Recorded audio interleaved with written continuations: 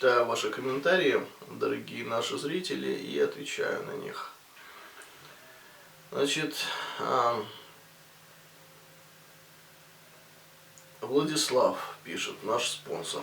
Владислав, здравствуйте, Максим. Лев Толстой в одной из своих книг писал, что наука – это лишь способ человека сделать окружающий мир более понятным для понимания. При этом совсем не важно, является ли это научное знание достоверным на 100%. Просто человеку необходимо все знать, такая якобы натура у нас. Что вы думаете по поводу научного знания? Можно ли на все 100% доверять науке? Или же это очередная попытка человека все упорядочить в мире и сделать понятным для объяснения? Значит, на этот вопрос о методах науки, вообще о науке, отвечает философия науки. Очень хороший вопрос, очень хороший вопрос. И у нас на канале есть лекции о философии науки, посмотрите этот плейлист. Вот, я записывал лекции, они доступны всем, не каждый может учиться в аспирантуре, но те, кто хочет развивать интеллект и приобщиться вот к методам научного познания, это очень важно, очень важно. Обязательно посмотрите эти лекции по философии науки. Что я хочу сказать здесь? Мне очень нравится из философов науки, ну, мне все нравятся, я и вклад каждого ценю и... Но вот особо я выделяю Пола Фейерабента и его эпистемологический анархизм. Видимо, это откликается просто во мне и свойственно моей натуре вот такой вот анархизм и стремление к свободе. И здесь, конечно, я соглашаюсь и с критикой Пола Фейерабента, не без этого, но мне очень симпатичен вот этот вот эпистемологический анархизм. Да, это релятивистская концепция, да, но тем не менее здесь очень важно что за ученым, да, вот закрепляется это право развивать свою идею, какой бы абсурдной или устаревшей она ни казалась. Каждый из нас должен быть свободен в своем выборе, с какими из этих теорий соглашаться и каких взглядов придерживаться. Мне это очень импонирует. Очень импонирует. И я сейчас перейду к теме психологии, как на примере психологии это работает, эпистемологический анархизм. Это нам ближе все-таки. Мы этим главным образом занимаемся с вами.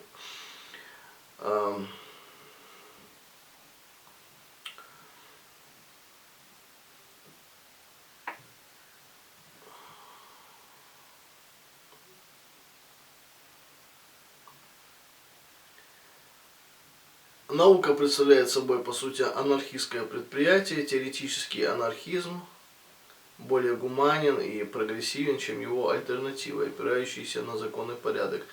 Лев Толстой где-то был анархистом тоже. И вот в качестве примеров, ну что, это, конечно же, любой метод может послужить научной революции,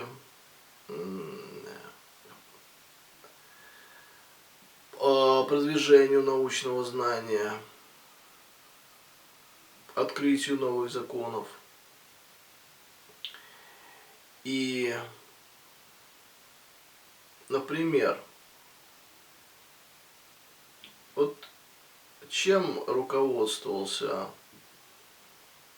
Ньютон?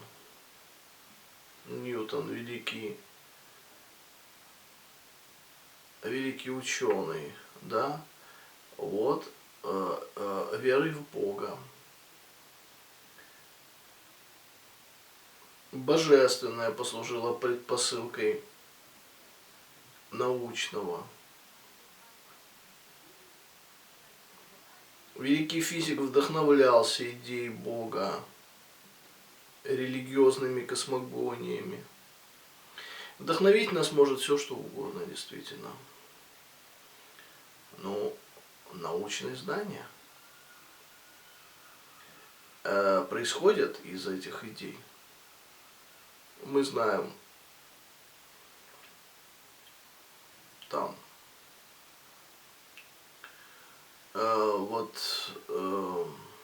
деятельность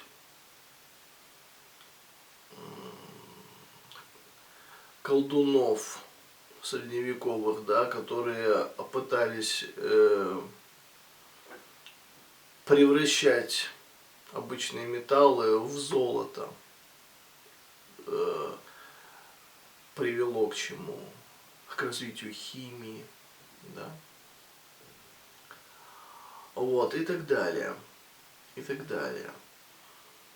Ну, а в психологии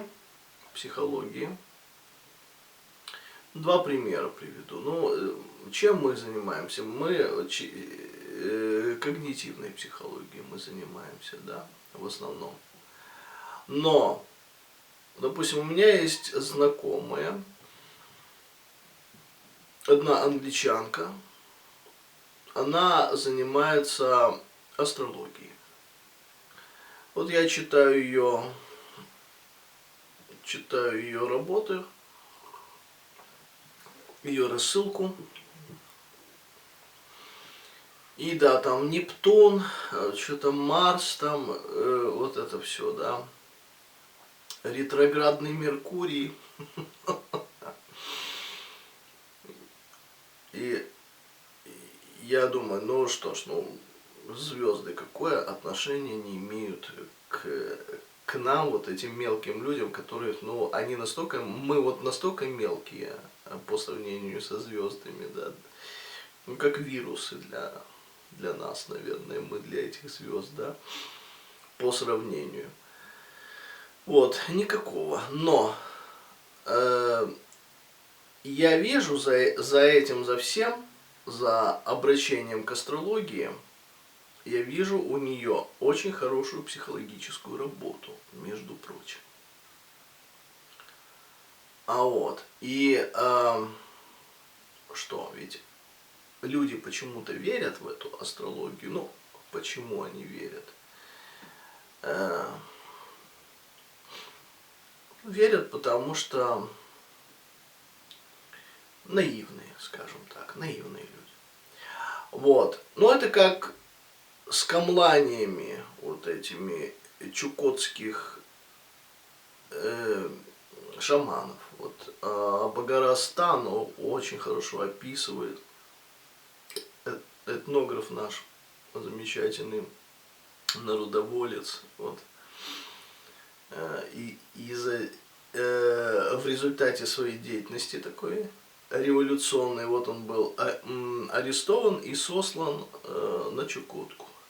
Там вот он изучал эти народы, вот этот народ, чукчи. Очень интересная книга у него.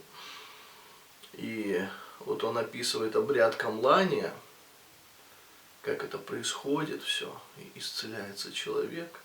Правда, таких исцелений мало на общем фоне. В основном-то люди умирали. Но были вот чудесные случаи исцеления. И вот он описывает, да, действительно, людей шаман погружал в состояние гипноза. Вот они осоловелыми глазами на него смотрели, как будто бы и спят, но они с открытыми глазами. И он входил в это состояние. Там у него были путешествия, видения, общение с духами. Вот, потом он там в течение часа это вот все он бил в бубен, вводил себя в состояние гипноза, вот самый гипноз, да, падал навзничь, без сознания, рука у него, вот он описывает, когда рука попала в костер, вот в этой еранге, да, и он не чувствовал боли. Там кто-то убрал его руку из костра, потому что он мог сгореть. Да. Вот и чудесное исцеление произошло. Там какие-то духи ему говорили, какую траву использовать надо для этого больного. Вот он потом этой травкой по лицу там поводил больного, который сидел в шкуре, и там вот до этого он уже, ну сколько его там лихорадило, ну несколько дней, да. И потом он вышел из этой шкуры, и вот я здоров. Так вот, наивные люди, наивные. Но тем не менее, но это последняя надежда была, да. Лекарств не было, ничего не было. Вот. Последняя надежда, ее использовали, и в некоторых случаях это помогало в малом количестве, но все-таки. Так вот сейчас тоже люди темные обращаются к астрологам, но астрологи-то есть очень грамотные люди, очень образованные, и они, вот это и есть хорошие астрологи, потому что они психологи хорошие, и они под вот этим соусом всем очень правильные, дельные дают советы психологические. Вот я читаю как раз такую рассылку английского астролога, психолога. Вот, и я вижу, как это все грамотно. Другой случай. Но вот вам метод, мы сейчас о методе говорим, да. Что в принципе вот эта свобода, она необходима. Вот я за нее выступаю, да. То есть все, что угодно может послужить и каким-то открытием, и помочь человеку и так далее. Даже вот эффект плацебо мы знаем, да. Пожалуйста. Да. Это же круто. Да, таблетка, она, допустим, там мел, да, но человек в это верит, и он выздоравливает. Дальше. И вот второй случай. Вот моя знакомая, она таро занимается, таролог. И что? Тоже очень хороший психолог. И ей платят деньги, довольно-таки приличные деньги, за то, чтобы она вот работала с таро, и вот какая-то магия. Вот люди верят в эту магию, но наивность, да, вот наивность, так же, как и в камлане шаманов верят. Ну хорошо. У них есть деньги, они платят, и они получают то, что нужно, потому что человек знает, что, как помочь. Но вот выбирает вот такой метод, как таро. Там ему платят 1000 евро, дешевле к психологу пойти и получить то, что нужно, да. Но вот по какой-то причине люди идут, они верят вот в это таро. Вот мне вот одна моя тоже клиентка рекомендовала меня, да, но своей знакомой, но та сказала: нет, я пойду только к тарологу. Только вот такое. Вот люди как-то настроены мистически, может быть, да, вот такой вот мистицизм. Ну вот им это, у них это больше вызывает доверие. Ну что, главное человеку помочь. И вот люди с этим справляются. Люди с этим справляются, вот грамотные люди, специалисты. Да. Вот, так что я здесь, я вот здесь за такой анархизм, в том числе в психологии. И астрология, и таро, и много всего еще. Вот, ангелотерапия, допустим, я тоже собираюсь сделать ролик на тему ангелотерапии, посмотрим. Но, по крайней мере, я вот обзавелся уже литературой и присутствовал на одном таком мероприятии.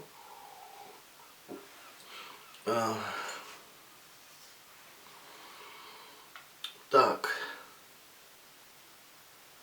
Что мне еще нравится вот здесь у Пола Фейерабента? Он предлагает отделить науку от государства. Предлагал, да. Отделить науку от государства. Каждый из нас должен быть свободен решать, поддерживать или не поддерживать теорию или гипотезу, которую отстаивает ученый. Ни государство, ни общество не может навязать человеку критерии отделения истинного знания от ложного. В этой связи Фейерабент высказывается именно за отделение науки от государства. По его мнению, стандартизированное образование, а также некие принятые для государственных научных учреждений воззрения, научные догмы, навязываемые людям, работающими в этой сфере, приводят к стагнации в науке, загоняют ее в тесные рамки. Вот.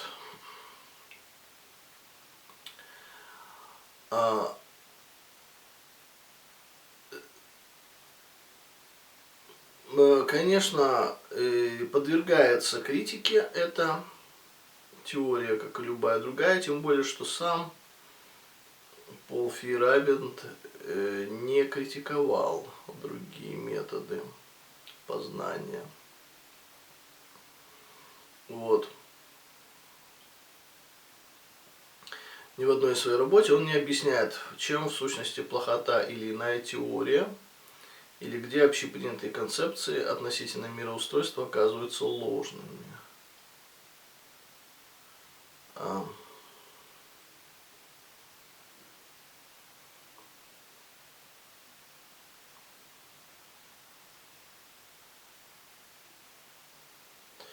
Вот, ну, короче говоря, нужно попытаться по возможности сочетать это все, да, все возможные методы и максимальную степень свободы дать всему, что только существует, но при этом, конечно,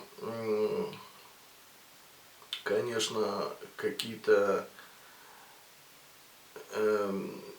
ну, конечно, верификация должна быть. Я здесь, мне просто вот очень нравится вот эта вот анархистская такая, анархистская концепция, такой порыв. И, ну, свобода, она сама по себе очень притягательна. И я вижу, что свобода, она, это просто основа основ, она бесценна, это основа психического здоровья нашего, да. Тем не менее, я тут думаю и о других философах науки, которые тоже внесли свой огромный вклад. И это и Карл Поппер, конечно, ну и многие другие. И, конечно, идея верификации знания для меня тоже важна. Вот. Так что одно не отрицает другого, все дополняет. И, кстати, принцип дополнительности тоже в науке. В общем,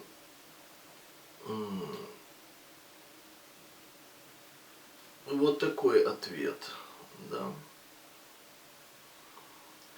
Дальше читаем. Дальше читаем.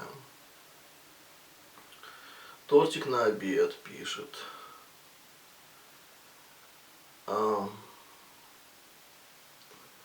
Почему почти не комментирую ваши ролики, а ведь просмотрено больше половины уже, потому что сначала очень хочется написать что-то типа да, Максим, это так, я согласна, я думаю то-то и то-то, но начинаешь писать и понимаешь, что лучше промолчать.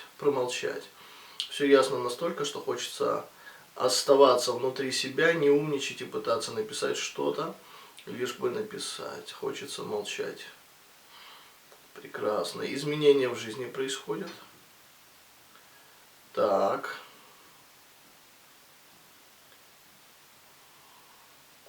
Я не хочу разговаривать с большинством окружающих меня людей.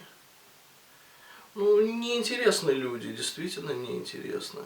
Это факт. Так.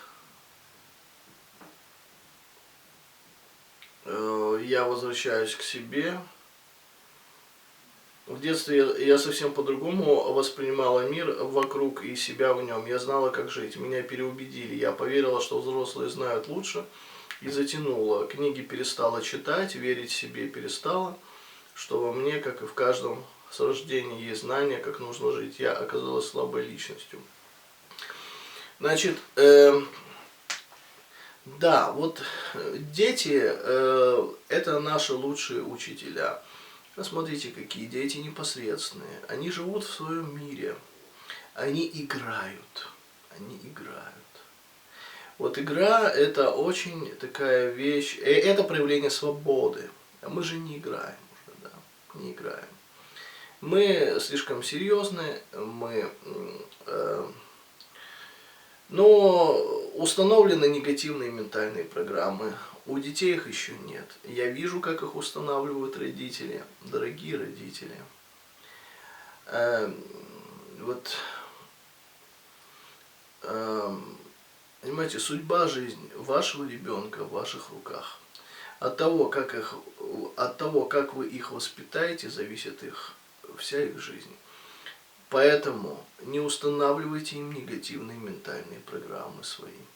Не ограничивайте их, не формируйте у них комплексы и так далее. Не навязывайте им свое видение. Я вижу это в родителях, практически все этим занимаются. Мне жалко детей. Вот. Поэтому что? Да, кстати, вот отделить школу от государства, вот то, о чем Пол Фейерабен говорит, вот тоже науку отделить от государства и школу отделить от государства. Мы знаем, что школа не готовит человека к жизни. Самые главные знания не получает. Дать возможность разным школам быть. Вот здесь вот нет плюрализма, здесь нет эпистемологического анархизма в системе образования. Поэтому школа – фабрика невротиков. Чем больше будет школ разных, тем лучше. И пусть, как и в науке, концепцию школы определяют кто? Ее учителя, единомышленники. Собираются люди общих взглядов на воспитание. Да? И воспитывают, образовывают и учат тому, чему они считают важным научить. Пусть где-то будет психологическая школа, там упор, где-то математическая, где-то еще какая-то, да, медицинская. Вот. Ну вот, к сожалению, у нас с этим проблемы.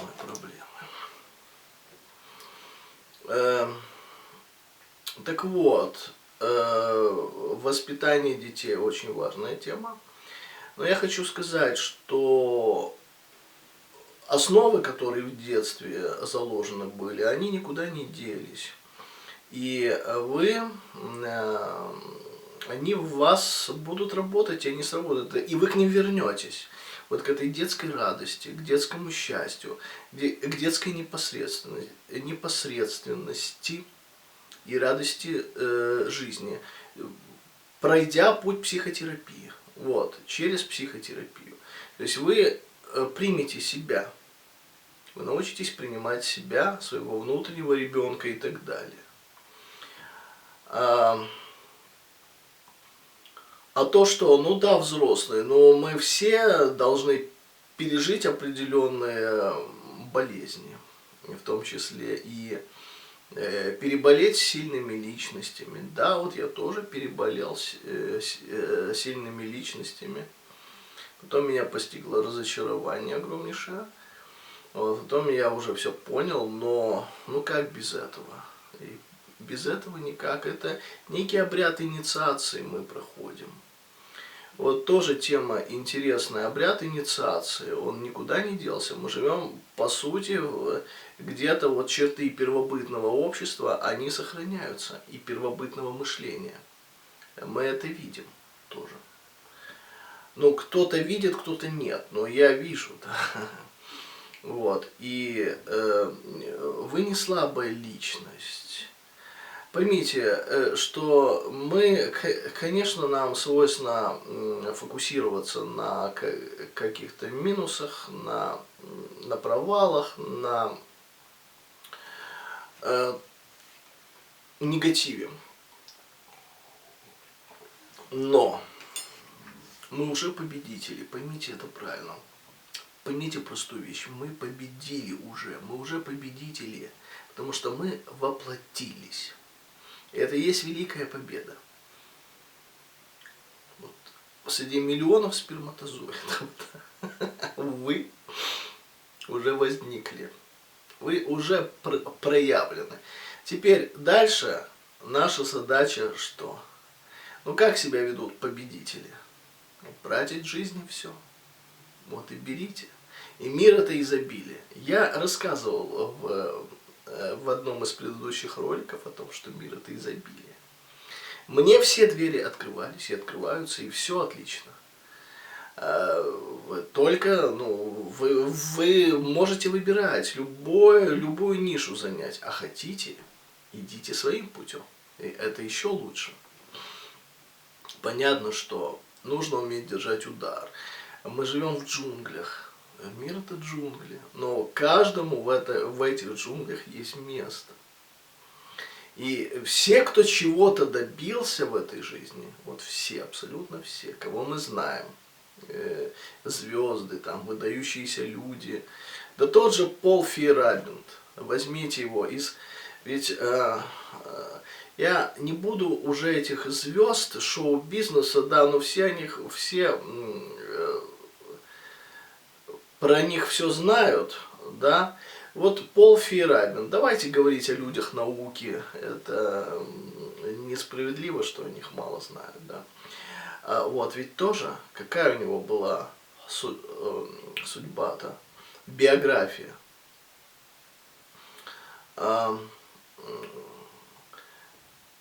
Жила семья его в неблагополучном квартале.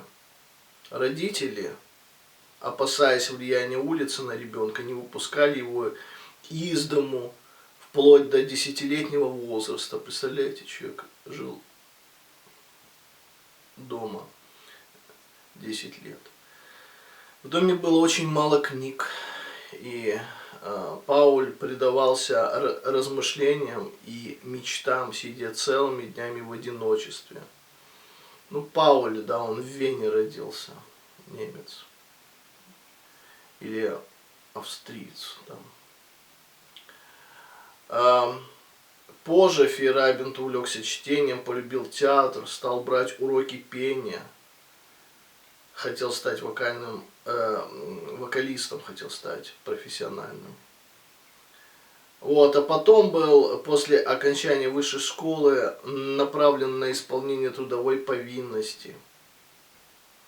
И занимался монотонным, тяжелейшим трудом. Вот представляете, вот люди проходят через все, потом он воевал в СС ранение получил, 3 пули, позвоночник был поврежден, он все время боль испытывал, на костылях ходил. Он стал великим философом науки.